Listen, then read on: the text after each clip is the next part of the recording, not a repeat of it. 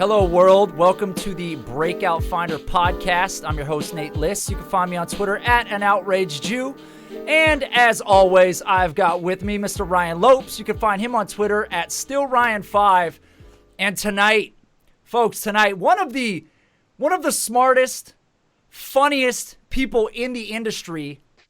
We've got Pat Daugherty at RotoPat of RotoWorld and NBC Sports on with us tonight. You can find him on Twitter at RotoPat. How is it going tonight, Pat? Way too kind of an intro, and as you can see, I came in my best clothes, my gray polo. So yeah, I'm dressed to the nines. Yeah, no, but I'm doing great on this fine. What day? Tuesday? What month? Tuesday? What day is it? We think Tuesday. Week 43 of the 2019 NFL season. It hasn't been a good fantasy football season for me in any of my redraft leagues whatsoever. Pat, I mean, you're a writer for RotoWorld. I mean, you're writing rankings weekly. How are you doing in a majority of your leagues? Well, you know what fantasy experts always recommend is that you should go all in on one player, and that player should be a quarterback. So you should have 100% exposure to one quarterback, and commit yourself to not streaming and all that. So this is a real smart, high upside strategy, right, which I may or may not have done with Kyler Murray. Oh, boy. Okay. But it's going. Hey. I'm not having my best season. I'm not having my worst season. But it is, definitely not. I was also all in on Vance McDonald, so I really appreciated Ben Roethlisberger needing Tommy John surgery after like one quarter of the season.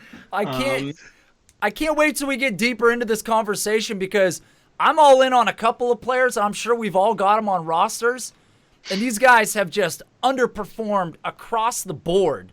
I mean, it's bad. So you do weekly rankings over at RotoWorld, is that correct? I do, yes. And is that like the most time-consuming thing ever? I mean, is it? It is especially because I have a totally antiquated method. Like, I don't have my own projections. I don't have like my own model. I do it like player by player. So like each Tuesday and Wednesday, I'm like going through. I already have most of them in my head anyway. But I'm like going through like game logs for like hours and hours, trying to. So basically, I do it by hand, which is why I've always done it. I started doing it in 2013. It made a little more sense back then. Now it really doesn't. But it's like I've like so used to my process, right? And I like kind of like digging again like by hand into the numbers every week. I wouldn't recommend it as a process, but I am used to it. But yeah, it is quite time consuming the way I do it. Every single player is ranked with just the most amount of love. And tender care, you know what I mean? It is, yeah. It's like I'm washing my Corvette basically with each player. So. That's awesome. Are you so like when you've got to set your own lineup? Do you find yourself not putting players in based on your rankings? Are you not taking your own advice? I gotta be. I mean, that usually happens at least once a week. Right. Like especially like a Sunday morning. Like, oh wow. Turns out I really didn't want to play Christian Kirk over. Probably shouldn't have done that rank. But then so I'm kind of an indecisive person. Sometimes then I will try to force myself to default. Like, okay, listen, you had your process that you did for like 2 or 3 days. Maybe you should just follow that. Usually when I don't, it's always wrong. Like my original process was better than the Sunday morning gut call. But yeah, hopefully people aren't shocked to hear that. But yeah, even professional rankers will be like, "Oh yeah, that's not actually where my heart is at." Well, do you get a bunch of? I know it's like industry, analyst wide. Do you get like a bunch of like Monday morning just hate mail, dude? Like I can't believe like Pat, you ruined my week 9. Like my family doesn't eat because of you. I hate you. Like how bad does it get?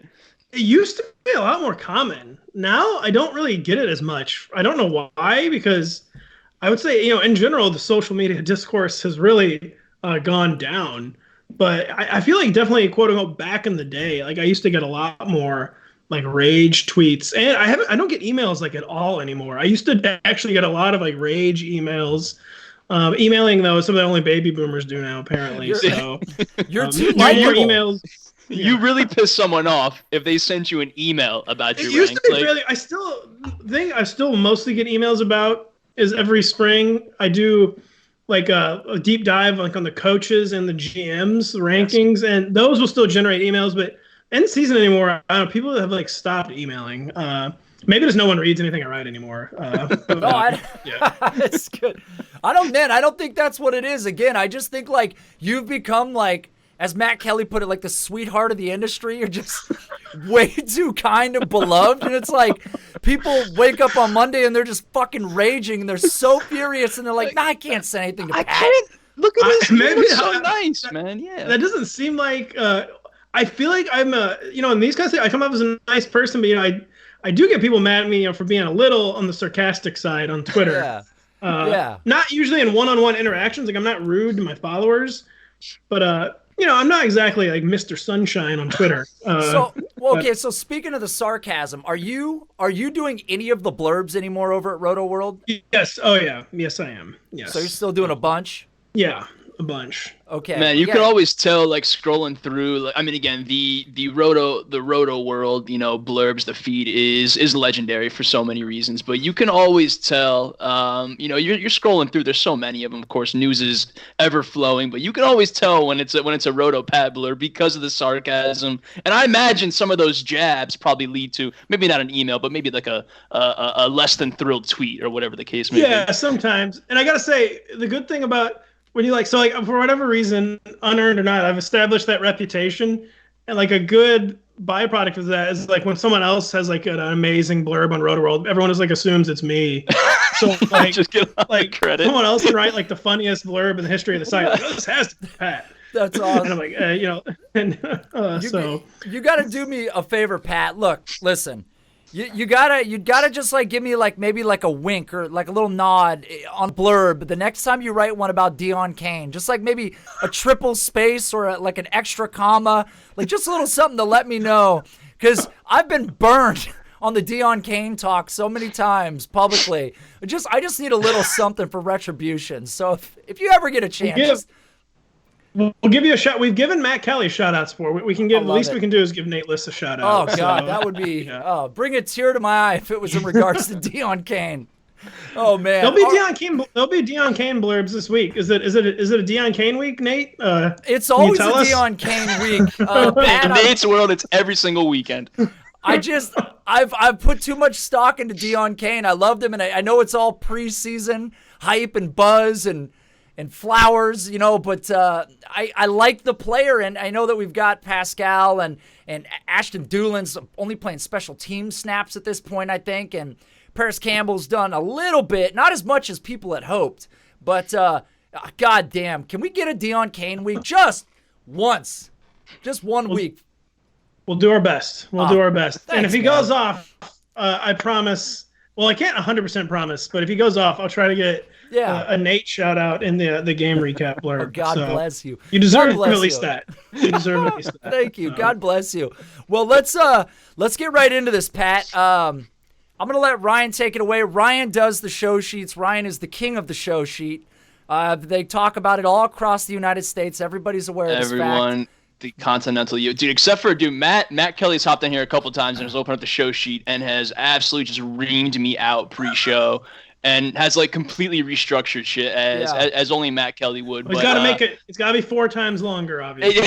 No, dude, honestly, like I'll come in with like what I would think is like a relatively normal length to talk about football and shit, and he's just like, what are you doing? And he's navigating through shit anyways, it's Matt Kelly, man. But he's not a different level. He is on a different level. Yeah, he absolutely is. Yeah. Well said. And that's all there is to say about Matt Kelly. But I was throwing some topics on here, Pat. And all in all, I kind of walked away from this weekend feeling like there's really not a ton of news to talk about, but there's some injury stuff that we'll obviously get around to. But I wanted to talk about the first thing here is for whatever reason, Sony Michel has been on my mind. I don't know about you, but he was a player that round 4 or 5, somewhere in there, he was kind of that, it was going to be his year. And Sony Michel to me has been one of the more frustrating players. And I got kind of a follow-up question here, but I'd love to get your take on Sony Michel. Were you as invested as I was to kind of lead up to the start of the season here?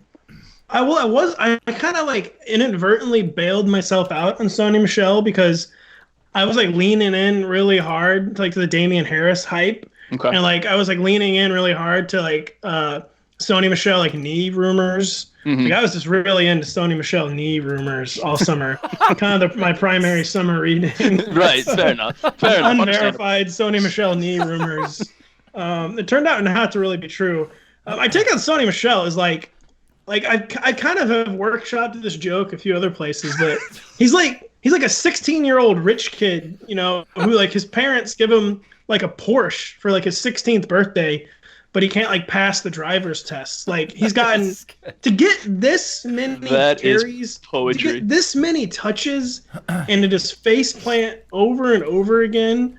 Like it's just like it's like you're watching like a rich kid like waste all of his advantages and privileges in life. Like, dude, everything's been handed to you. All you have to do is like put in the bare minimum effort.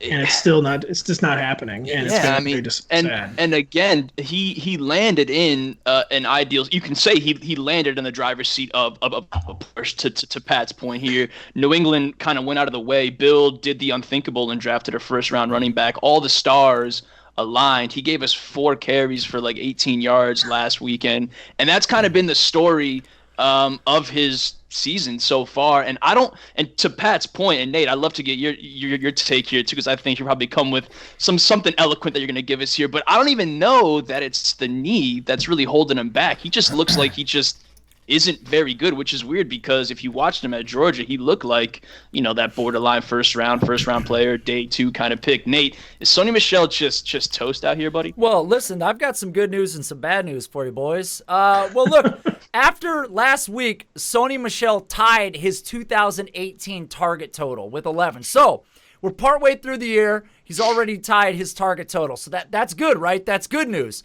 Then last week versus Baltimore, him and Burkhead posted nearly identical numbers despite Michel playing 7 less snaps or 8 less snaps than Burkhead. You look at the schedule that Sony Michel has faced. Yes, he's faced Baltimore, number 2 against the run. Jets, number 6 against the run. Didn't have good games. Versus all the defenses outside the top 25, he's rushed for over 70 yards. The yards per carry haven't been pretty. He hasn't broken as many tackles as people hoped he would, considering that Sony Michel... I gotta, what was this? The amazing stat where like he had like 1 broken tackle through like 6 games or whatever. Yeah, that was my favorite stat of the season. That's definitely got to be up there. It's got to be up there. Look, it's not good, but the point is with Sony Michel, he hasn't been great even against top 25 or, you know, outside the top 25 defenses, but putting over 70 yards each game, it's at least production.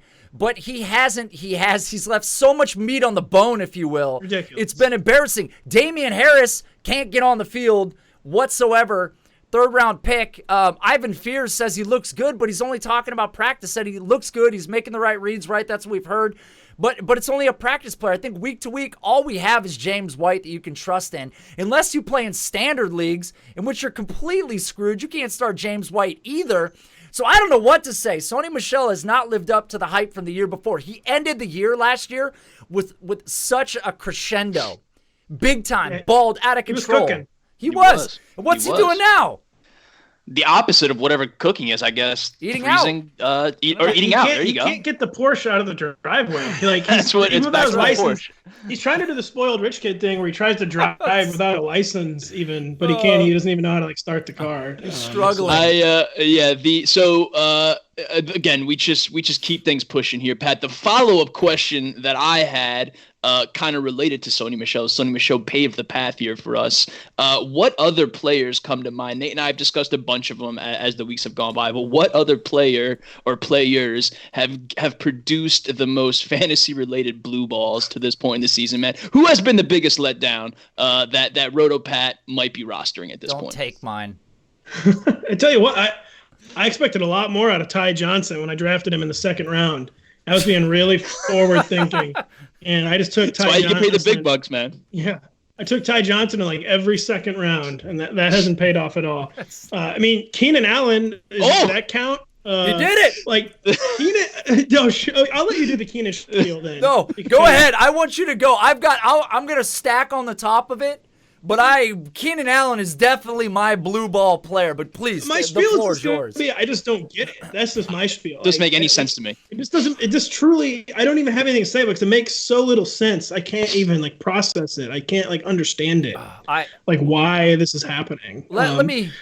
Go ahead. Just jump in. Let me tell you. I can't help it. Let me tell you why it's not working with Keenan Allen. It's been 6 weeks since he's posted higher than 12.5 fantasy points in a game. Unbelievable. Doesn't make any sense. In week 7, he was targeted 11 times. In week 10, week 8, he was targeted 10 times. He is number 18 in targets since week 4 with 42. He is the number 44 wide receiver in PPR points per game over that same span with 50.3. That's less than Michael Gallup. That's less than Slayton. That's less than Zach Pascal, for Christ's sakes. What the fuck is going on with Keenan Allen? Total bum, man. And I acquired him everywhere. My pie chart, they tell you to diversify. It's all one color. It's all one color, and it's fucked. He had 42 targets after week 3. It seemed like it was going to finally be the foolproof Keenan. I'm just to assume Keenan Allen is such a good player. I'm just to assume this is not his fault and it's something to do with Phil Rivers. I don't know, what the hell is ever going on with Phil Rivers, but because it just blows my mind. And even after your very good rant, it still makes no sense to me. Yeah, Nate and I were chatting very briefly off the air because the first thing he said when he threw the headset on is like he just went immediately, didn't even say hi, just went right to talking about Keenan Allen. So I know where Nate's passionate about Keenan Allen, but my comment to Nate was like, dude, like the first few weeks of the season, he looked like league winning material with his targets and everything. He was like Michael Thomas, basically. It just from that to where we are now, again, like you said, Pat, makes zero sense. The player that I might nominate, just given the obvious talent and where he landed and where expectations lied, was Odell Beckham. Nate and I talked a bit about him last week. Not as poor as maybe Keenan Allen per se, but just not really where a lot of the expectations were. Again, given the talent, given the upgrade from an Eli Manning. Were you of the mind, Pat, that Odell could be looking at a wide receiver 1 overall type season, or were you kind of brushing the Browns hype aside? No, I was not brushing it aside. Very much. So you were just like me, and now we're both sad together. Because Odell is like one of my favorite players in NFL history. For sure. Is one of the most explosive NFL players I've ever seen. And me thinking he had an upgrade, which may be true. Hopefully true still. And now he doesn't even have the decency to just like bottom all the way out. Like he still keeps catching 5 passes. Like if you're gonna be bad, be really bad. Yeah, at least just bottom like all the way out. He's like Leonard Fournette of wide receivers, where he like won't score either. Like he just like Odell Beckham. Really, you can't get a touchdown for Odell Beckham. Like, is that how? In hindsight, I thought it was a good idea to promote the running backs coach I had never heard of before last October to be the Browns coach. I really did think it was a good idea. Hindsight, maybe not the best process. Maybe not great. Maybe there was a reason I had never heard of Freddie Kitchens before October 2018. So real quick before we get Nate's take on this, I don't know if it's going to be as passionate as the Keenan Allen thing, but it's not on the I'm kind of veering off show sheet a little bit here, Pat. You kind of alluded to Baker Mayfield here a little bit. We don't have to say definitively right now, but things are not looking good. Is Baker Mayfield bad? Like is he not a good quarterback? It's weird because I hate the comparison I'm about to make, and maybe it's just because they're both from Oklahoma. But like when he was coming out of Oklahoma, I felt like kind of like the same way about him as I felt about Sam Bradford in college, where I felt like Baker Mayfield could make like any throw. Like with Sam Bradford, I thought was like one of the best college quarterbacks I'd ever seen. I thought Sam Bradford could make just like any throw in college, and kind of felt the same way about Odell Beckham. And then you throw in that with like actual swagger and moxie, which are the only things that's all I base ranks on, really. Is right. No. Yeah. Your process factors that in, which stuff is easily quantified. You know? Right. Absolutely. Yeah. So like swagger, moxie, but it's definitely looking scary for Baker Mayfield, man. And he's got like all these convenient alibis, like the horrible coaching, the horrible offensive line, right? Okay. But like usually good. Maybe like the reason good play like. if he was good, maybe like there wouldn't he wouldn't need. How am I trying to make this point? It's like it's only you maybe only need alibis for bad players. Basically, is what I'm saying. Yep. Like maybe like who knows? Maybe if like who's a good quarterback? Are there any good quarterbacks in the NFL? Russell anymore? fucking Wilson. Come on. So like maybe if Russell Wilson, he's a bad example because he has alibis and like actually does have horrible problems that he like overcomes easily. But yeah, I think maybe I had a point in there somewhere. But like maybe if Baker Mayfield was actually good, it wouldn't even be a conversation at all. Maybe we wouldn't notice. Right. We're gonna. I have a feeling we're gonna keep talking about Baker Mayfield. Nate, I know you are ready to go, man. You are chomping at the bit. I do want to say real quick, the Browns schedule. They get the Steelers twice. Still, they get the Cardinals. They get the Bengals twice, and they get the Dolphins amongst a couple other teams. So things could be looking up here for our friends over. Nate, I don't know if the schedule plays any part of what you're about to give us, man, but please, the mic is yours. I mean, the previous schedule has definitely played a part in what I'm about to say. First off, has nobody done the split screen between Baker Mayfield and Detective Columbo yet? Did he not fucking look? There's so many memes. If it hasn't happened, it needs to happen. We need a Baker Mayfield, man, stink bomb city. But let's move on. Here's the thing. This is the funny part about putting Odell Beckham immediately after Keenan Allen. The only guy that Keenan Allen is ahead of in PPR points over the same 6-week period that I bitched about earlier is Odell Beckham, who has less than 50 points in PPR. He's actually worse than fucking Keenan Allen is over that same period. Less than Zach Pascal, less than Darius Slayton, less than Michael Gallup. These are guys we took in the first and second round of drafts thinking, oh man, free money. Odell, yeah, middle of the second. Keenan Allen, oh yeah, middle of the second. Nope, bombed, killed every team that I have, legitimately nuclear bombed every roster that I own. Yeah, this is like the revenge of the running backs this year, man, because I'm going 0 RB mostly, and I got teams that like have Juju Smith-Schuster and Devonta Adams. I was foolproof. Yeah. And it's been a rough year for the 0 RB. Which can only mean one thing, and it'll come back stronger than ever next year, of course. Yes, all of my favorite teams were these 0 running back teams, and I have a bunch of like Odell Juju stacks that I was like, dude, I want the money right now. I know, exactly. Now I'm here with you guys. Payment. Yeah, now I'm here with you guys hiding the tears behind the sunglasses. I need glasses for the show, by the way. Dude, I don't ever bring the glasses, but I found the old Johnny Manziel jersey, and I knew we were gonna have you on, Pat, with the fire take, so I had to make sure I properly, suited up here. I want to real quick stay with Cleveland for a second because I completely forgot about Kareem Hunt, who is a Cleveland Brown, who I believe is ready to play as early as this coming weekend. Pat, do we care about Kareem Hunt? I know we weren't drafting him, obviously. Do we care about Kareem Hunt going forward, given the state of the Brownies right now? I feel like we shouldn't, for obvious reasons, because like Nick Chubb, is like the definition of like lone bright spot right now for the Browns, right. and impossible game flow, game script every week. The guy just keeps balling out still. But I am worried because Freddie Kitchens, is like a cornered animal right now, basically. He's got to do something. He's like desperate. He's got to do something. He's got to take desperate actions. And I feel like one of them could be he could view Kareem Hunt as like a mojo changer or something. And for like totally unnecessary reasons, like kind of go away from Nick Chubb. And I worry about like a desperate, overwhelmed man taking desperate, overwhelmed action with Kareem Hunt. I just picture Freddie in his orange hoodie, just backed into a corner, just absolutely terrified. Hey, I don't know. Again, I know you and we've talked plenty about Nick Chubb over the years. I don't know how many rosters you find with Nick Chubb on him, but if you're a Nick Chubb owner, are you scared of what might happen with Kareem Hunt?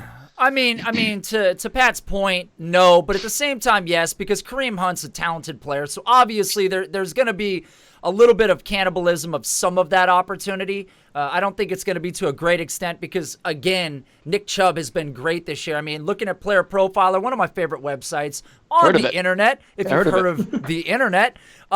Number 5 in evaded tackles, number 9 in juke rate, number 4 in rush yards. The guy's got 25 catches this year. This was something that we kind of we kind of debated back and forth, is Nick Chubb going to ascend as that role player in that passing game? And he looks like he's on pace for over 40 receptions, which would be great because that's kind of in that Mark Ingram territory of receptions, what made Mark Ingram great all these years, but his volume is so high right now as a rusher. Yeah, I love Nick Chubb, but you should be a little bit scared of Kareem Hunt taking a tick of those carries away. But there's no doubt Nick Chubb is the guy in this offense. And again, like Pat said, he is the only bright spot. Baker's been terrible. Odell hasn't done anything. Jarvis Landry had an odd blow-up game out of nowhere. I think that's when everything went sideways, when Jarvis had like that 59-point game, and that shockwave hit Odell. And everyone's then, still trying to figure it out. Yeah, Baker started dressing shittier, and then they just didn't know what to do from that point. And here we are talking about Kareem Hunt coming off an 8-game suspension. I don't know if he's in game shape. I don't know what he's been doing, if he's been on the couch or what Kareem Hunt. I don't know what Kareem Hunts do. What do they do when they're not playing football? Dude, I mean, to Pat's point, we have the resident moxie and swagger expert here in Roto Pat. So as soon as Baker came out looking like some homeless guy, new things were done. Okay, so let's forget about Cleveland for a little bit. I'm excited about this next topic. We have the resident Seattle Seahawk expert. For those who may or may not know, Nate. We gotta talk about Josh Gordon here, man. His new home.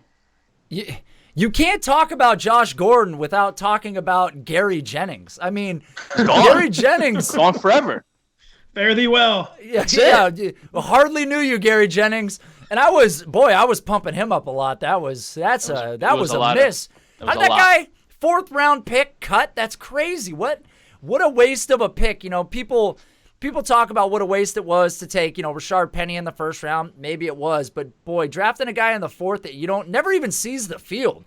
Never even saw the field. Incredible. But let's talk about Josh Gordon for a minute. That's more fun than talking about Gary Jennings. Again, I salute you. Farewell. Look, not the same Josh Gordon, obviously, that we've seen in years past, but that should shock nobody. This guy's almost 29 years old at this point. Playing in a Patriots offense, Tom Brady, not the same Tom Brady as before. I don't know why Josh Gordon was necessarily cut. Maybe he just didn't fit in with what they were doing at this point. They go and get Mohamed Sanu.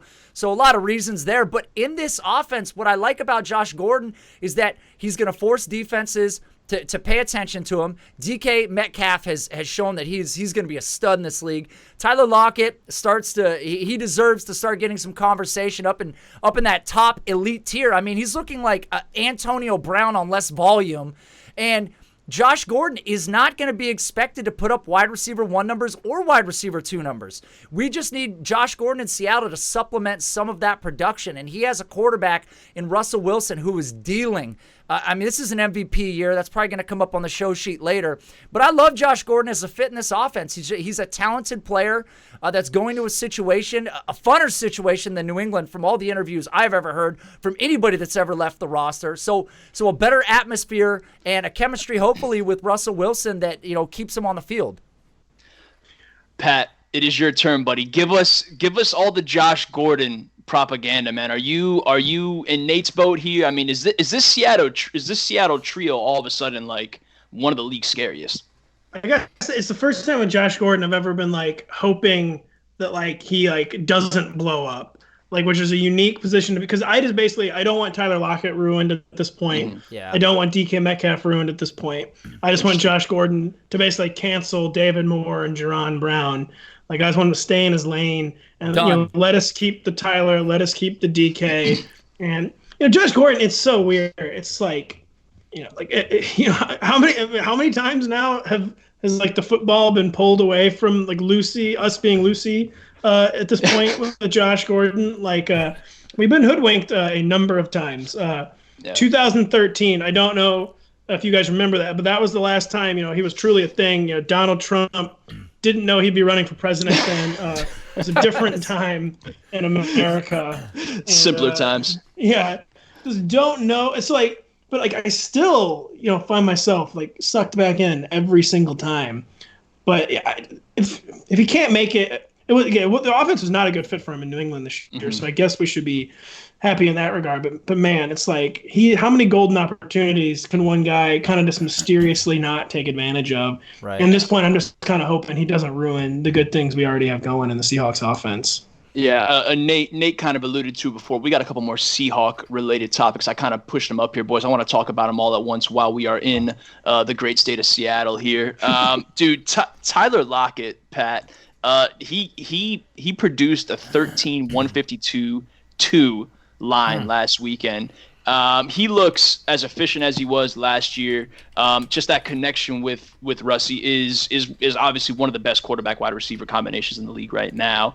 After watching Tyler Lockett last weekend and just knowing his body of work up to this point, the question that I kind of threw onto the timeline was, how many wide receivers are you taking over Tyler Lockett right now? Like, is he in that top 5 category, that top 10? I mean, that list, I feel like every weekend gets smaller and smaller. Fantasy or not, Pat, I mean, you got to be a fan of what Lockett's given us.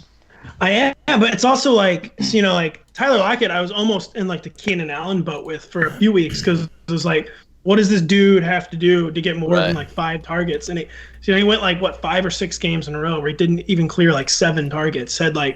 He kept catching all of them because that's what he does, Michael Thomas-esque in that regard. Yeah. So, it's so frustrating for me with Tyler Lockett that he finally has these back-to-back 100-yard games, finally gets the 18-target game, and his reward is the Seahawks upping the difficulty level, as always. The Seahawks just I feel like have to always make everything as complicated and hard as possible. Not that you can fault the Seahawks for adding a good player in Josh Gordon. Right. Obviously, that was intelligent.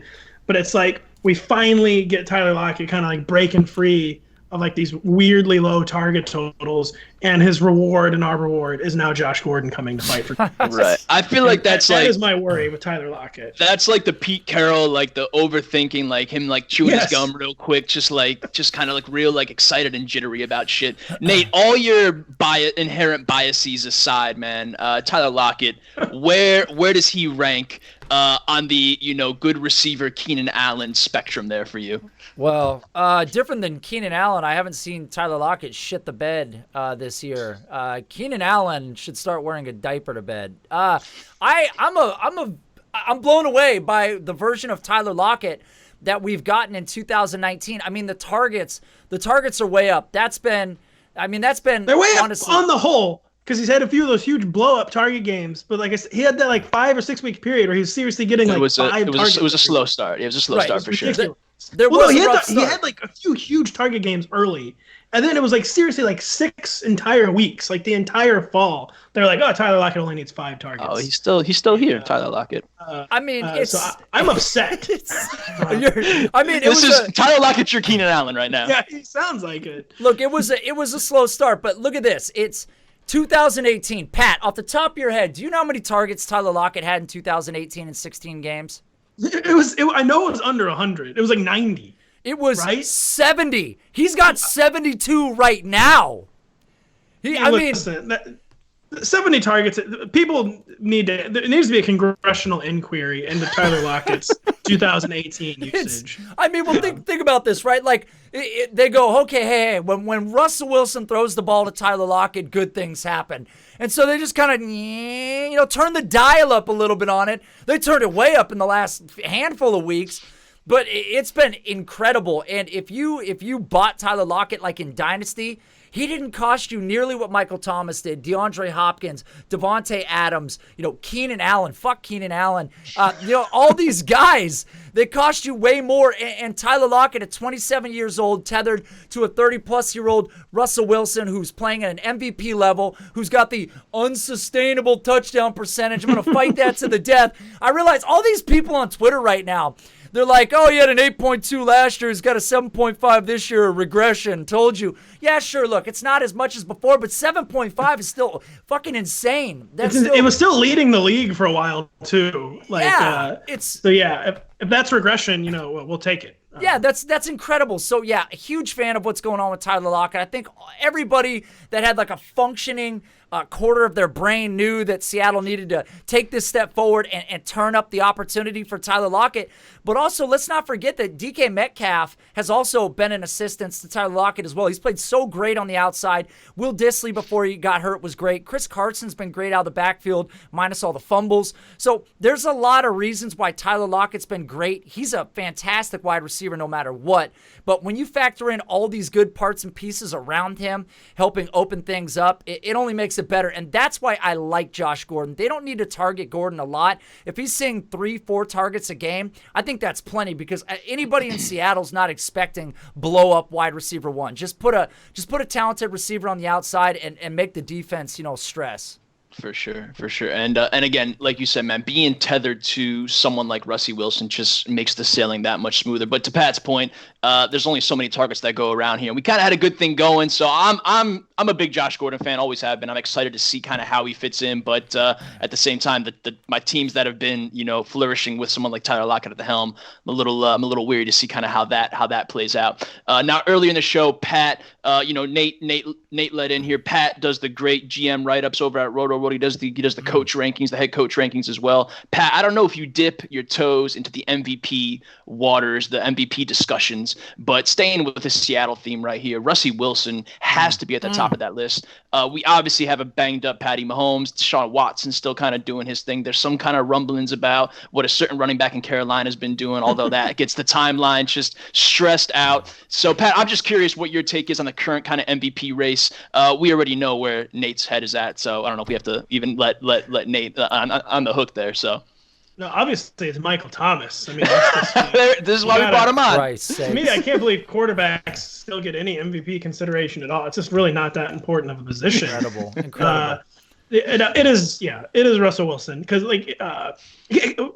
as Nate was saying, he was supposed to regress. Like the level of basically historic efficiency he had last year could not be repeated, and now he is repeating it, and he's improved his volume, and he's just on the warpath. I mean, he's just on the straight up warpath, and he is. Deshaun Watson is kind of carrying the Texans too. I mean, Russell Wilson's just doing it more effectively and more consistently, not having any down games. And Russ too. I mean, this is maybe it's just now I'm 33. I'm slowly starting to get boomer brain. Russell Wilson also maybe deserves a career award too. He's always been underrated, and I could get behind even that part of the narrative. We've neglected Russ's greatness for so long.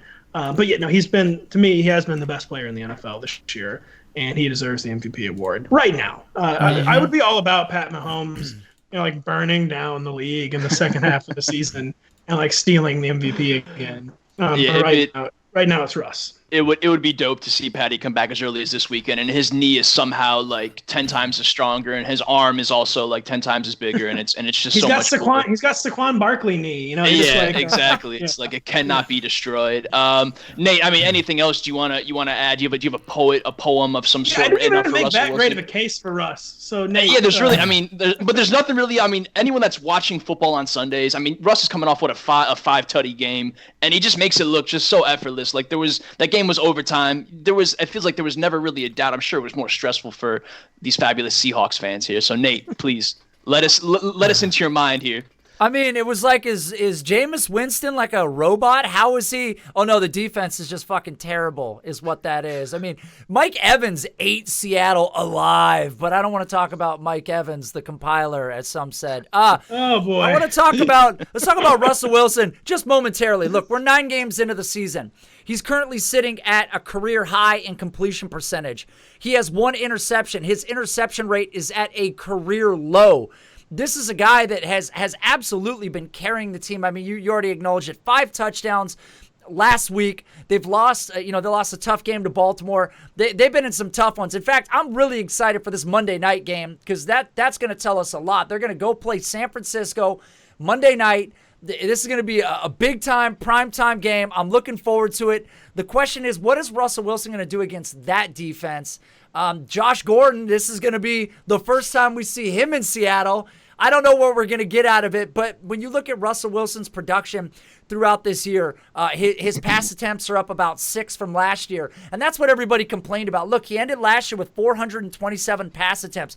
This is as ridiculous as Tyler Lockett getting 70 targets, and I understand that these are I'm trying to think of the word here, directly tied together, but why is Russell Wilson throwing the ball 427 times? Fucking Baker Mayfield should be throwing the ball 427 times. Russell Wilson, crank that dial up, should be throwing it about 667 times. I mean, why don't we, let's let him air it out, okay? We've been talking about it before. Let Russ cook. He's having such a good year. Every year the year ends and we're like, damn, what an amazing year from Russell Wilson. So incredible. Interceptions are low. Touchdowns are high. The supporting cast around him, undrafted free agents, third-round wide receivers, misfits, guys that were considered diminutive, running backs that we didn't think were going to ascend to the level that they did, a broken offensive line, a run-first coach. I mean, everything's crazy. The guy's playing in shit weather half the season. How does he do it? Why is this guy not constantly in the running for the MVP? He should have won it in what was it, like 2015, I think? My mind is absolutely blown. If he doesn't win it this year, I'm done watching football. I'm going back to watching professional cricket, and that's a fact. That was 2015 was his insane season. Yeah, and just to have like the back and forth games the Seahawks have had, and for Russell Wilson to only have 1 interception is just like totally nuts.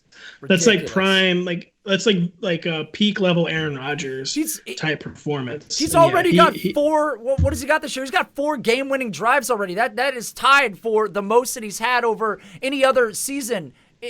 Year to year. So it's like we're already 9 games in, and he's won 4 games on game-winning drives. I mean, how many more times you got to do it, for Christ's sakes? Can we get a little defense? Pat, you and I need to go suit up in the secondary.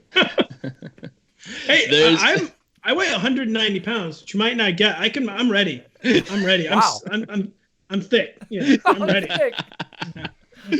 Listen, it's really hard to talk about Russell Wilson and then kind of talk about anyone else. So in order to bridge that gap, boys, we're going to talk about Ronald Jones for a little bit here, which only makes sense after the Russell. Okay, so Ronald Jones, Tampa Bay, he looks, Pat, like the running back one there now. The path has gotten a little more clear. I think he found the end zone last weekend. I don't remember exactly, but you might have been, I don't know if you were on board with the Ronald Jones kind of narrative to start the season. I don't know if you were kind of plugging him in those kind of mid to late rounds. Again, it looks like things have kind of opened up. Should we be excited about Ronald Jones and the kind of the way the schedule kind of plays out and how he's going to wind down the season here? We should. So, I work, for NBC Sports, big sports corporation. Like every big sports corporation, they're kind of getting more into video. We're not neglecting our writing mission, but we make a lot of videos these days. And I was in Connecticut several times over the summer. And like every time we do a video, like sneaky late round ADP or something or anything like that, I would talk about Ronald Jones. Yes, sir. And then like by late August, though, I was like, holy fuck, why was I talking about what did I do for the Jones past 2 months? Much? Yeah, he was like almost like he was like a YouTube video flag player for me. And then I got really spooked and scared and kind of stopped talking about him and didn't really draft him that much. So I have like very few Ronald Jones shares now, which makes me very sad. But he took control of the backfield in practice last week. Not in like in action with the snap and touch battles, and then kind of Bruce Arians then came out and basically codified it and said, yes, he's now the leader of the backfield, and has finally, pushed past baby boomer Peyton Barber, who just, wouldn't give it up, couldn't give up what he had for all those years, and has finally relinquished his hold on it. And I believe in the Peyton Barber renaissance for the second half of the season. Pat, did you write that blurb about Ronald Jones? Which one? I don't think I've written a notable Ronald Jones blurb lately. So okay. No, actually. All right. Yeah, because somebody sent me a Ronald Jones trade and cited some recent Roto World blurb, and all I could picture was you. And I just think, like, here's a side question, because I've thought about this before too. Have you ever had anybody on a roster that you really wanted to offload, so you put up like a big blurb to try to trail of breadcrumbs? Yeah, heat the market up. Truly, it's something you fantasize about, but the farthest you ever get is like, some huge news comes down the pipe and basically is like, before I post this, should I go make a bunch of transactions in my leagues? Right. But I take a little too much pride in the blurbing, thankfully, so I always get the blurb out first. But right. I have not planted any blurbs ever in my day. Okay. But it crosses the mind. Yeah, it has to be super tempting. Too much pride in the work. That's funny, man.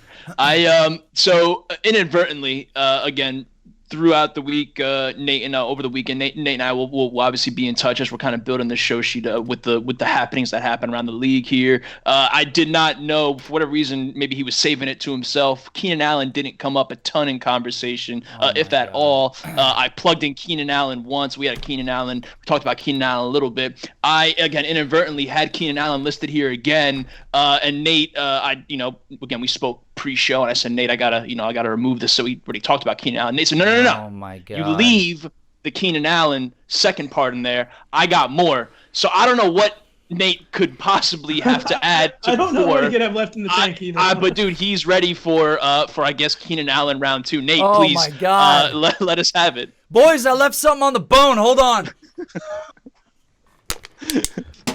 Listen, Keenan Allen is number 2 in total air yards. Let's talk about this for a minute. He's got 1,006 air yards. He is only behind Mike Evans, okay? He's number 5 in total targets with 84, and he is the fakest wide receiver number 12 in PPR that you have ever seen in your life, because 87.7 of his 138 points in 2019 came in week 1, 2, and 3. The guy has been an absolute stink bomb every week since then. He's droppable in all formats. Whoa, come on, man. That's like the equivalent of Pat writing one of those blurbs, man. Don't be giving out. We're gonna set the brand on fire here, Nate. Total stink bomb. That's all I'm sorry. He's a stink bomb. Hey, you're not gonna get anywhere in fantasy football without passion. So Nate, Fair I support enough. Nate Fair dropping Keenan Allen in all the leagues. Drop him everywhere. That's Nate. right. Okay, wait. Speaking of passion, listen, Pat, we have got a patron question. If people want to submit these over at patreon.com/breakoutfinder, you can submit a question, and we have legends like Pat come on the show, and we ask them your important questions directly and get an answer. So, Pat, the question's in front of you. I'm going to read it aloud because the listeners, they don't know what it says. They don't have the show sheet. Fair naturally, enough. it's a fact. So, my dynasty roster is ruined. I currently own Cam Newton, and my only backup is Baker Mayfield. ... I need you to walk me off this ledge. Signed, Cliff. Well, the good news is, if you're going to be thin at any dynasty position, it should be quarterback.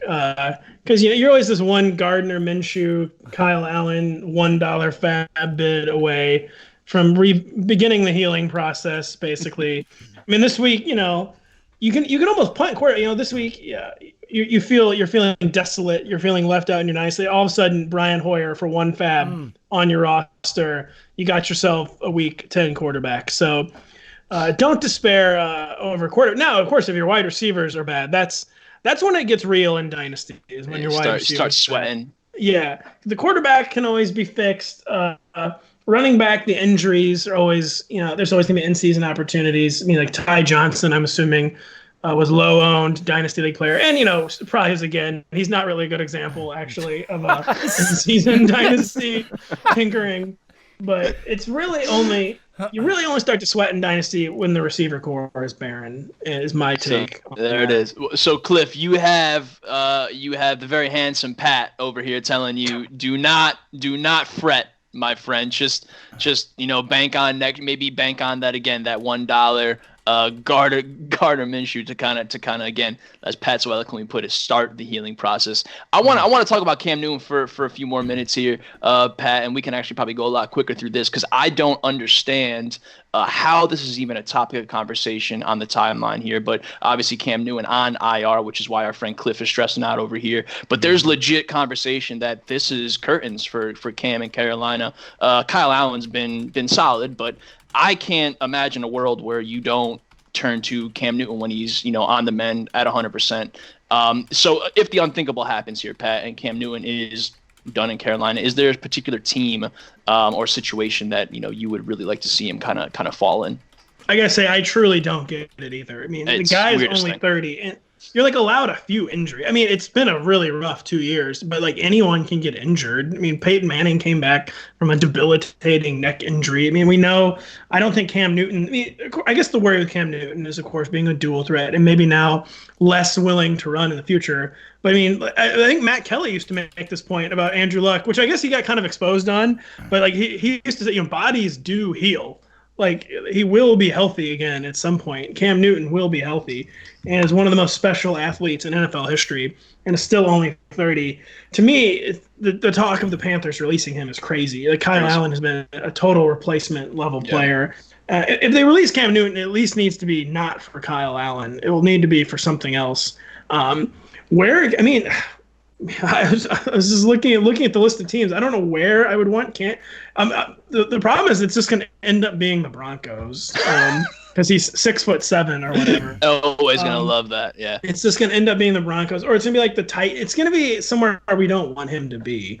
Is like the big problem. Maybe the Bills. Would the Bills be a good land? I guess they're probably not going to be ready to pull the plug on Josh Allen. If you can get actually good Josh Allen in the form of Cam Newton, the Bills should look into doing that. But I don't have maybe the Bears. The Bears have a decent amount of weapons under contract for the next few years. They've got some resources, for better or worse, invested in the running back position, so maybe that wouldn't be a bad spot for him. But basically, I'm just trying not to think about it. Cam needs to remain a Carolina Panther. I'm 100% with you. Again, I'm completely flabbergasted that it's even a topic of conversation. I really am too. I legitimately am too. It doesn't make any sense to me. I guess Panthers fans are fed up or something like that. But again, just kind of like the Russell Wilson situation where you don't really appreciate what you have to some degree here with Cam Newton. Nate, I want to keep it moving here. We'll get Pat out of here in a little bit here. I want to talk about Nate. The last weekend we had a couple little breakouts of sorts. One of them was Noah Fant. Someone that you and I, again, spent a good amount of time on. There was the Noah Fant debate with TJ Hockenson and kind of who was that tight end one, Noah Fant, last week. And with a new quarterback under center in Denver, put up the box score numbers that we would like to see out of a prospective tight end one here. So the question that I have, Nate, is do we even care about the Noah Fant breakout? Boy, there's just so much to say here, and all of it's going to come back around to Joe Flacco. So hold on. Always does. Hold on to your hats, always boys. Does. Hold on. He's at the center of it all. Hold on to your hats. He always is. Here's what I've got to say about this. If you look at Noah Fant's snap share every week, it is risen. I mean, in the first week it was 87%.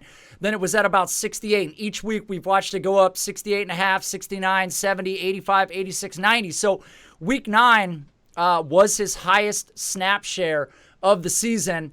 And not so coincidentally, put up big yards. But again, this is on 4 total targets. So this is going to be an outlier performance. But we know that the tight end position naturally takes longer to break out. Then there's the fact that currently his quarterback is Joe Flacco, who debatably is worse than Baker Mayfield. But I will leave that up to debate. But look, Joe Flacco is number 16 in pass attempts. I'm about to blow your mind right now, so prepare yourselves. Joe Flacco is number 16 in pass attempts.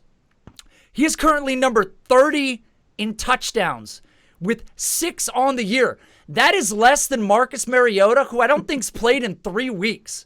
I mean, just think about that for a second. What an absolute total stink bomb. And I don't use the word stink bomb lightly, but Joe Flacco has been an absolute revelation because let's talk about Cliff for a minute. You think it's bad having Cam Newton? Imagine if your only startable quarterback was Joe Flacco week over week over week over week. It just validates how good Cortland Sutton is, and that's going to come up in a minute, so I don't want to attack that one yet.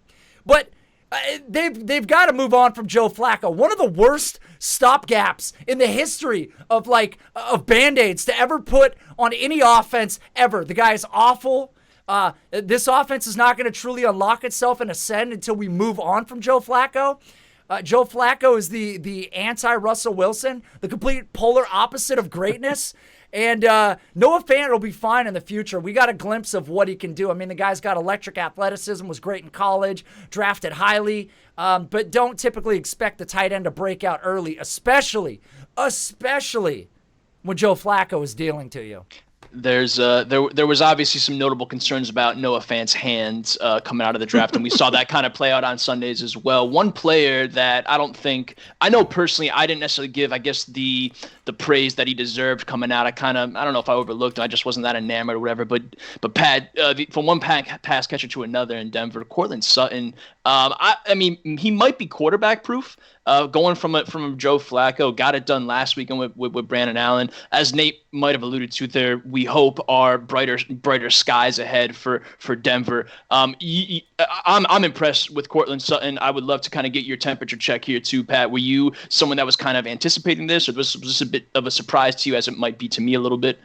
I truly did not know what to expect with Cortland Sutton. But as you kind of just alluded to in your setup to the question, I mean, he's kind of like DeAndre Hopkinsing, where he's putting up numbers with. I mean, if you can do this with Joe Flacco, and then you can do this with Brandon Allen, and then pretty soon with Drew Lock, yeah, I mean, he is looking like quite a dynasty league asset. He is already 24 years old, which we're very ageist, of course, and dynasty leagues. To be 24 as a sophomore, he's kind of boomerish already, but. He undeniable season. And I'll say this, as someone, I'm a University of Missouri alum. I unfortunately still watch every University of Missouri football game. One thing, Drew Lock is like eerily good at deep targets. Like he is legitimately more accurate on deep targets than he is short to intermediate targets. So maybe he'll be able to get some really big games cooking with Cortland Sutton if Drew Lock gets to start some games down the stretch, and maybe not the worst fit in the future.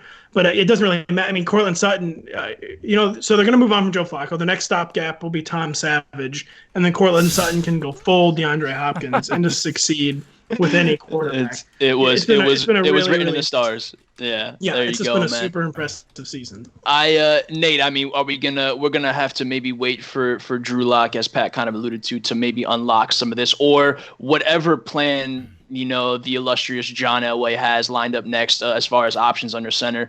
Nate, I mean, Cortland Sutton has to be climbing these dynasty rankings of yours, man. I mean, where does he? For the good listeners out there, where does he kind of reside, and kind of where's your head at for future performances? Let me tell you, I just made a deal that had a couple more pieces involved, but I moved Julio Jones to acquire Cortland Sutton. Sometimes, Ryan and Pat, you have to pull your nuts out and set them on the table and say, we always say that. They're that big. And I hope you don't have a peanut allergy. This is the deal. Cortland Sutton, I mean, when you look at the breakout finder, and I'm going to cite it in this particular case, Cortland Sutton was the number 9 wide receiver in the 2018 class with a 35.8% breakout rating. That made him number 87 all time, and that puts him right between Steve Smith and Brandon Marshall. So there's some good names there, and these are guys that have fluctuated with quarterback play across their career as well, guys that weren't necessarily elite passers. But as far as Cortland Sutton, I put Julio Jones in a deal. I moved on from Chase Edmonds when he was hot. If you're still holding Chase Edmonds, boy, that was a mistake. So that one. And I got A.J. Brown back. I got a couple of picks back. Look, I love Julio Jones, and he's elite, transcendent, but he's in his 30s. He signed that deal. That's going to give a little bit of confidence to dynasty buyers because, you're worried when he's on that A.J. Green, not extended situation. So I moved Julio Jones. That's how much I love Cortland Sutton. I think he's going to be great. I think, like you guys brought up, I don't know that the quarterback is going to matter that much with Cortland Sutton. Put it somewhere where it's catchable, and I know that's a question mark with a lot of quarterbacks, but just put it in his realm, his stratosphere, in his zone, anywhere that he can catch that ball, and he's probably coming down with it. I'm a big fan of Cortland Sutton, and I think we need to start talking about him pushing up near that top 10. Yeah, Drew Lock's definitely that's good. Drew Lock's definitely a realm thrower on the short to intermediate. Not really that on target that often. Yeah, so he needs some realm receivers. So yeah, that sounds good, Nate. It'll be a good fit going forward. Pat, we have one more wide out here and 2 more running backs, and then we'll let you get the hell out of here. I want to talk. We kind of hinted at it earlier. I would love to. I think we've asked almost everyone that's been on here.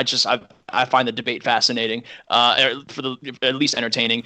There's been a lot of, who is the true wide receiver 1 in Tampa Bay. Obviously, Chris Godwin started super duper hot. And Mike Evans has been there all along. Again, Nate kind of touched on it earlier. He might have been brainwashed by Matt Kelly talking about compiler. He has been, right? He's totally inundated with that stuff. So Pat, I need to know, you got to draw the line in the sand here with me, buddy. Where did you stand kind of entering the season? Have your beliefs been shaken at all? And kind of where do you stand right now as far as who has that crown in Tampa Bay? I just think it is Mike. Like, the size is just never going to go out of style. And, I know Matt Kelly uses compiler as a slur for Mike Evans. He does. But he does. To be a 6'5" compiler, I mean, usually if you're going to be a compiler, you're going to be like 5'11", 6 foot, 6'1". And to me, it's not really a negative for the 6'5" dude who like gets jump balls, who gets red zone, end zone targets, to be also a compiler. And where it kind of really like buttresses his floor when we know Mike Evans is always going to have the crazy ceiling games. And I just feel like his ceiling still is going to set him apart from Chris Godwin, who's had some. Chris Godwin has like ceiling floor games, basically. Mm-hmm. He doesn't have like ceiling games. Like a ceiling floor game to me is like so Chris Godwin's a high floor player, and then he gets these ceiling games where like 11 catches for 150 yards, which is friggin' awesome. Yeah. But then Mike Evans still has like that 180 yard potential, which he's done 3 times this season. And I don't think Chris Godwin quite gets to that level, and it separates Mike Evans from Chris Godwin. And the two, they're also just the co-wide receiver ones. They're both wide receiver ones in our heart. Sure. But I want it to be Chris Godwin, but I think it is Mike Evans. Yeah, I'm kind of on the Mike side of the debate myself. And again, I'm a firm Godwin believer. I'm not sure, I'm totally in the church of Godwin as some of these other fans. Evans shares season long this year, and I've got a lot of Godwin shares. So sure. I want it to be Godwin. For sure. And it's been fun because the Jameis roller coaster is so tilting at times. So it's cool to see him be able to kind of support both these guys. Nate, Pat and I are more or less on the Mike side. We also respect the Chris side. Where do you find yourself? I think people kind of already know, but please let us know. He's about to put Matt on speakerphone. Yeah, let's get Matt on here. It's just Kelly talking. So I wanna. It's a witch hunt right now. Listen, let's just put it this way. For starters, over the last 3 weeks, Mike Evans has more targets than Corey Davis has over the last 9. Let that sink in. What happened to hello, Corey? Is Corey Davis out there? Listen, please come back. What I love about Chris Godwin, I'm on the Mike Evans side. I love both players. I think they're both great. I think Mike Evans is clearly the 1. Chris Godwin's the 2. But is there a number 2 wide receiver in the league you would rather have if the wide receiver 1 went down than Chris Godwin? And I'm not sure that there's anybody I'd rather have than Chris Godwin in terms of the guy in front of him actually going away full time. But I don't think there's much debate. Mike Evans has always had a ton of targets. I mean, we're on such an insane target path as we go through this 2019 season. He's at 83 through 9 games. He's averaging over 10 targets a game. I don't see any stop to it. So you figure how many more games? That's 7 more games, so 70 more on there. He'll be in the mid 150s, which is he's got. I think he has 8 games left still, so he's on like 166. Okay, pace. Yeah. So there you go. So 166. So I mean, that's classic Mike Evans, right? I mean that's the air quote compiler. That vintage Mike. It's just Mike's being Mike, just jumping up and destroying every Seattle cornerback that they have. And if anybody that plays in that secondary is listening, just let me take a moment to tell you that you guys Here we go. An absolute bang-up job out there. You got Jameis Winston shows up and hangs almost, nearly a 40 burger on you. Russell Wilson has to do what he always does, which is bail you out because nobody can cover anybody. Nobody's covering anybody out there. We're just playing prevent on every pass play all game long. And Mike Evans just chews up territory. I love Mike Evans. And going into next year, if he continues this pace, I mean, where do we rank him? Is he right in the 1, 2, 3 wide receiver conversation? I mean, where is he? I mean, could you debate he's the number 1 overall? Because I feel like Devontae's slipping, Odell's slipping, Keenan's slipping. Fuck Keenan Allen. He's slipping so far, so much further than anybody's ever slipped in their whole life. I don't know. You tell me. Pat, I would love to. I mean, you can jump in. I will say, I think I just saw Matt Freeman over at Fantasy Labs. He tweeted out something to him. He might have wrote it himself. I believe he did. Where he basically made the case for Mike Evans, the future Hall of Famer. So I know, the Mike Evans buzz has been loud, and it's certainly building over the the kind of campaign that he's putting together here. I gotta say, full disclosure, I also went on the Fantasy Labs podcast this week. There you go. That question was actually posited. Is Mike Evans a future Hall of Famer? And I said I thought no, and not because he shouldn't be, but because like the backlog is already so long at wide receiver, and they're gonna hold like stupid things against him, like his team never even made the playoffs, or his team never even got out of the wild card round. Right. So I could see maybe him getting discriminated against at the Hall of Fame. But what was even the beginning of the question? Who's the Michael Thomas? I think has a lock probably on wide receiver. You wanted to know where does Mike Evans end up next year in redraft? Is he in conversation as like the overall wide receiver one? Perhaps? I don't think he will be, because he's going to be one of those guys always that we're like trying to talk ourselves out of. He's just, it seems like every year is one of those guys where he's just like doomed to always be like the wide receiver 6-7 range. Yeah. And we'll like find reasons to make Mike Evans or make DeAndre Hopkins or maybe even like Tyreek Hill or, who even maybe Cortland Sutton will like close on an absolute bender or something. And then we'll sit here at like week 9 and be like, man, hey, he's actually really good. I can't believe we're doing this again, but here we are. He's just one of those guys that every year we try to talk ourselves out of for whatever reason. And we weren't even trying to talk ourselves out of Mike Evans this year, but it was everyone talking themselves into Chris Godwin. It's like no one even talked about Mike Evans. I guarantee you, I'm gonna give you tomorrow's newspaper today. So you prepare yourself for this. Grab your cup of coffee and sit on the can like my father used to do with the pocket door halfway open. Listen, it is. Next year, you're going to be debating Mike Evans or Cooper Kupp. It's going to happen. Oh, boy. That's going to be you talking yourself out of Mike Evans. I'm telling you right now, Cooper Kupp, fantastic receiver. Got to love it. What is Brandon Cooks' contract? I wonder if they can cut Brandon Cooks with no dead money. I kind of doubt that. That's going to stand in the way, because Robert Woods is not cuttable and obviously won't be cut. Yeah. And I think he's too in love with Brandon Cooks either to cut him too. So that's going to ruin the Cooper Kupp narrative. Don't sleep on Kupp, man. Cook's concussion history right now is borderline terrifying. So, dude, anyone's guess as to how that plays out. I just hope he obviously plays it smart here. Another player, Pat, and we got again we're gonna wind things down here. Another player that didn't play things too smart after he watched Austin Eckler just absolutely torch the league for the opening portions of the season. Melvin Gordon came back in. It's been kind of a slow start. He kind of got things going last week. And so looking forward, Pat, is Melvin Gordon someone that's looking borderline league winner-ish? Are we excited about Melvin Gordon? Is he kind of like a buy low for those that have these trade deadlines coming up? I really can't decide on Melvin Gordon. It's like a weird situation. He had some juice finally last week. He hurdled the dude, almost died in the process.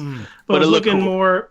He was looking. I was never like into the Mel Gordon eye test until kind of last year. I thought he finally looked better, and I saw like a little bit of that. But they're facing a horrific run defense. The Packers' run defense, I feel like it's like in full-on collapse. And now they're facing a bad overall Raiders defense this week, but one that is better against the run than the pass.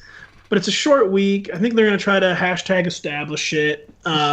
We know, basically last week we saw it with the Chargers, the way they want their backfield to look. They want it to be like 20 Melvin Gordon touches, and like 10 to 12 Austin Eckler touches.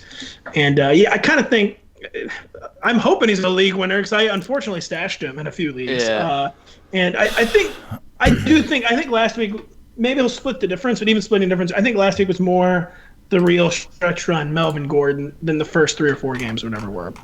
Yeah, Nate and I kind of found ourselves in similar boats in a couple different redraft leagues where we just couldn't say no in that kind of 5th round range or something like that, and obviously kind of kicking ourselves the past couple weeks, but things might be on the uptick. Nate, do we want to talk about Melvin Gordon a little more? Do you want to just go into the final topic of conversation, buddy? I mean, you can't talk about Melvin Gordon without talking about how bad Keenan Allen has been in 2019. I mean, Keenan Allen has been an absolute tragedy on roster that I own. I mean, it's an embarrassment. He should be embarrassed. Phillip Rivers needs to take a little bit of that credit as well. He should be embarrassed. He's got a lot of family members that are going to be ashamed of him. That's a lot of shame. It's a lot of weight to carry. Keenan Allen's been awful. What was the question? We're gonna cut your mic and cut all the Chargers talk here. I want to end on a high note, Pat. Which rarely happens for the show. But in order to do so, we're going to talk about Damian Williams because that's what we're going to do around here. Speaking of back from the dead, possibly, maybe, Damian Williams gave us like an 80 or 90 yard scamper last weekend. In I think one redraft league of mine, kind of home league-ish. He was actually on waivers. People kind of cut bait, which can't really fault him. I just would love to know where your head's at with Damian Williams. I myself talked, I was all in my head this past offseason. He is the RB1, and obviously things haven't looked that way. So I was excited last weekend. I'm not sure it's here to stay. So what is the news with Damian Williams? How do you play Damian Williams? Yeah, speaking of making a comeback, I just unblurred my background. I didn't even know it was a thing you could do on Skype, and I did have my background blurred the entire time. So now I'm back like Damian Williams. I have to say, so like I wasn't in on Damian Williams this summer, and I was feeling like all like super vindicated and stuff. But I'm not really a victory lap. I didn't victory lap it. But now I'm going to – so I just took a backdoor victory lap there. And now I'll take another victory lap. It's a humble victory lap. Or I'll take another victory lap where I had Damian Williams ranked one spot higher than LaShawn McCoy last week. Nice. I decided to read very heavily into the fumble benching from week 8. It just kind of seemed like Andy Reid was kind of falling out of love with LaShawn McCoy even before the fumble. And to me, it just didn't make sense, especially with Matt Moore, how like uninvolved Damian Williams had been as a pass catcher. And we'd seen him all year. LaShawn looked better than he did with the Bills, but Damian's had more juice on the ground. And so to me, it just made too much sense for Damian kind of not to get another crack at lead back duties. And I'd say, a good way to kind of seize the day would be to score a 91-yard touchdown, which is what he did. And it's, LaShawn's not going to go away. I'm sure Darrell Williams will reemerge for like some random touchdowns. But yeah, I'm going to say the new status quo in the Chiefs backfield is Damian Williams leading it. And kind of, especially in this week with like 6 teams on bye, Damian Williams almost being like low end RB2 viable again. I like it, man. Nate, you got the mic. Wow. Tell us, take us out on a Damian Williams high here, and then be very polite. Plug what you got to plug. Let Pat plug what he's got to plug, and we can put a bow on this guy here. Wow. Well, you guys know you can't talk about Damian Williams without. Don't do it. Okay. Don't do it. As I say, don't even do it. Don't do it. Is that bit dead? Should we bury it? No.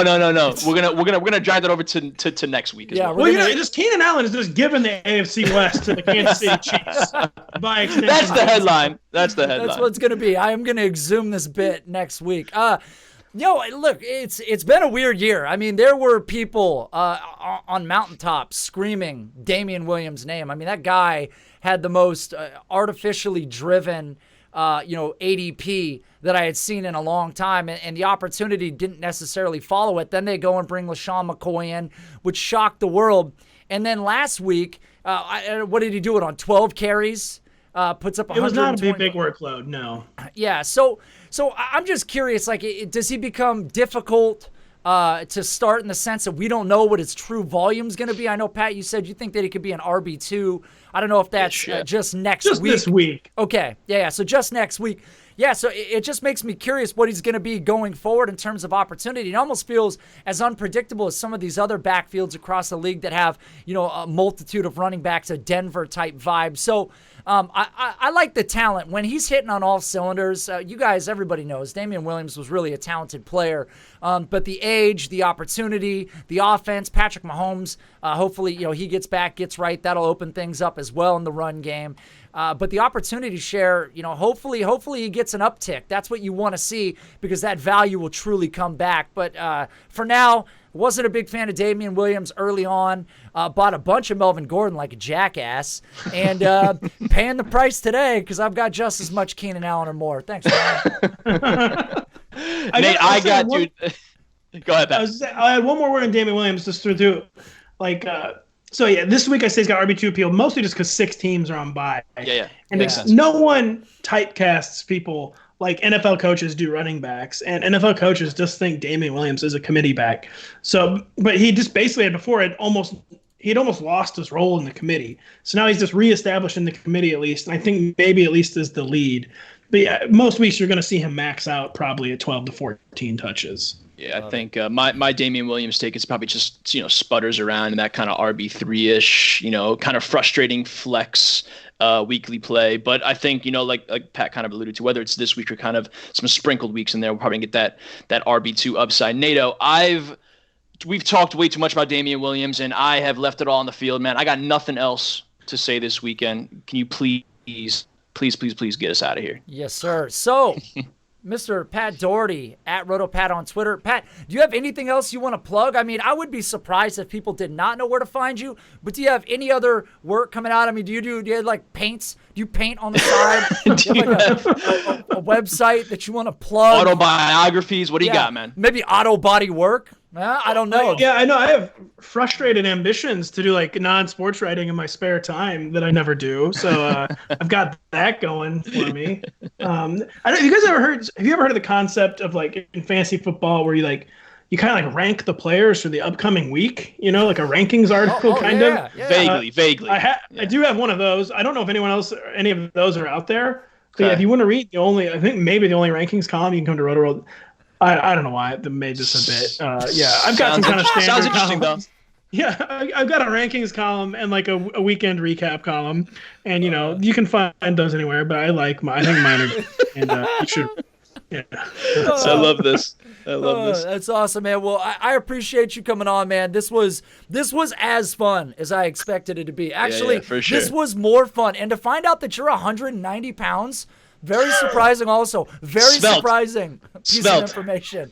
Yeah, you look trim. I don't know if 5'10", 190. I got very strong legs. Pete Carroll needs a number 5 safety, undersized but hard. Yeah. Buzz. Still fast for being a 33-year-old, second fastest player on my softball team. Also the youngest player. That might have something to do with it. Stock is hot, boys. Stock is hot.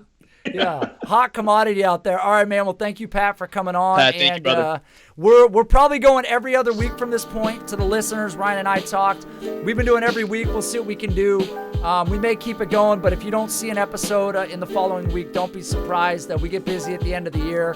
And as Ryan said, the heart grows fonder when you have this around less often. And I want Keenan Allen around less often because I'm just so sick of everything that he's done. All right, we're gonna wrap this up. We gotta go. We gotta go. See you guys next week. Oh man.